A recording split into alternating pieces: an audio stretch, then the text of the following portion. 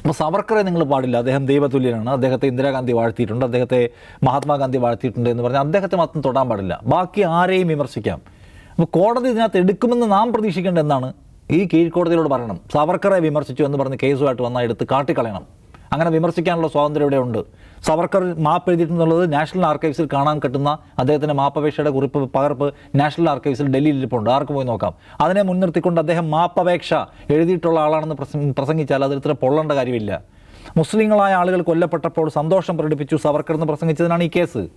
സാവർക്കർ പറഞ്ഞിട്ടുള്ള അദ്ദേഹത്തിൻ്റെ പുസ്തകങ്ങൾ, അദ്ദേഹം എഴുതി വെച്ചിട്ടുള്ള വൃത്തികേടുകൾ, വിമർശനങ്ങൾ, ശത്രുവിൻ്റെ ഏതൊക്കെ നമുക്ക് സ്വന്തമാക്കാം, അതൊക്കെ എങ്ങനെ ധർമ്മമാകുന്നു എന്ന് നമ്മൾ അറയ്ക്കുന്ന തരത്തിൽ എഴുതി വെച്ചിട്ടുള്ള ആളാണ് ഈ പറയുന്ന സാവർക്കർ. ആ സാവർക്കറെ വിമർശിച്ചുകൂടെ? അപ്പോൾ കോടതിയുടെ പോലും കാഴ്ചപ്പാടി പ്രശ്നമുണ്ട്. അദ്ദേഹം ഒരു ദേശീയ ബിംബമാണ്, ചരിത്ര പുരുഷനാണ്, ഇന്ത്യയുടെ സ്വാതന്ത്ര്യ സമരത്തിലെ മുഖ്യ പങ്കാളിയാണ്. മുഖ്യ പങ്കാളിയിലൊന്നുമല്ല, അദ്ദേഹത്തിന് സ്വാതന്ത്ര്യം കിട്ടണമെന്ന് ഒരു ഘട്ടത്തിൽ ആഗ്രഹം ഉണ്ടായിരുന്നു. ഒരു ഘട്ടം കഴിഞ്ഞപ്പോൾ അദ്ദേഹം വിചാരിച്ചത് അങ്ങനെയല്ല, വേറെ ചില ലക്ഷ്യങ്ങളായിരുന്നു. അപ്പം മുഖ്യധാര സ്വാതന്ത്ര്യ സമര മൂവ്മെൻറ്റിനെ കുറുകെ നിന്ന ആളുകൾ, അതിന് വട്ടം വെച്ച ആളുകൾ എന്ന നിലയ്ക്ക് അവർ വിമർശിക്കപ്പെടും. അത് തടയാൻ കോടതി വല്ലതും ചെയ്യുന്നുണ്ടോ എന്നാണ് ചോദ്യം.